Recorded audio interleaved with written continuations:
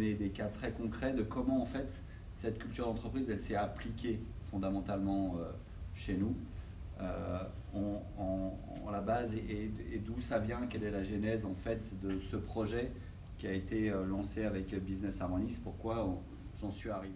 La question que je me posais, c'est comment je peux donner un nouvel élan à ma société. Donc c'était une approche très business, très entre guillemets corporate stratégique, quoi. C'est quoi la nouvelle orientation que je peux donner, le nouvel élan que je peux donner à Melinback. Et lui, assez très vite, en fait, il m'a ramené sur des sujets liés à la culture d'entreprise. Et en fait, la culture d'entreprise est devenue en fait le projet d'entreprise. C'est pour ça que j'enlève les côtés RH et vous allez voir que je vais vous appliquer, essayer de vous donner quelques cas concrets d'illustration de l'impact business que ça a eu la culture d'entreprise. C'est quoi les valeurs d'entreprise? Je les rabâchais régulièrement. Et le rendu a été assez étonnant. Je me suis aperçu qu'en fait, il y avait un écart relativement large entre ce que je pensais que je communiquais et la façon dont les gens le percevaient.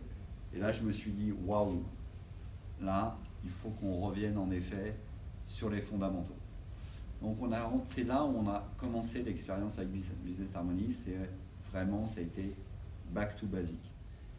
Et quand il a fallu scaler, appuyer pour vraiment se développer, eh bien j'étais bien content qu'on ait pu ancrer les fondamentaux.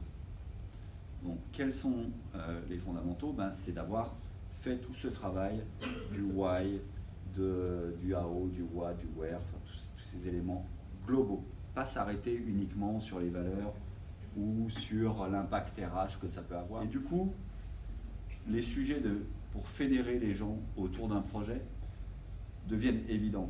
Et quand on réfléchit, en fait, on réfléchit tous déjà sur un filtre très fort qui sont nos valeurs et la culture d'entreprise.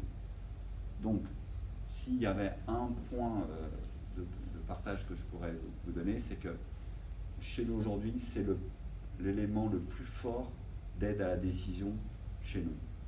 C'est lorsqu'on a la moindre question, on se pose une question, la premier réflexe que tout le monde partage, c'est qu'on se réfère à notre manifesto de culture d'entreprise. Est-ce qu'on est aligné ou on n'est pas aligné? Est-ce qu'on est en cohérence ou on n'est pas en cohérence? Est-ce qu'on est en résonance ou on n'est pas en résonance?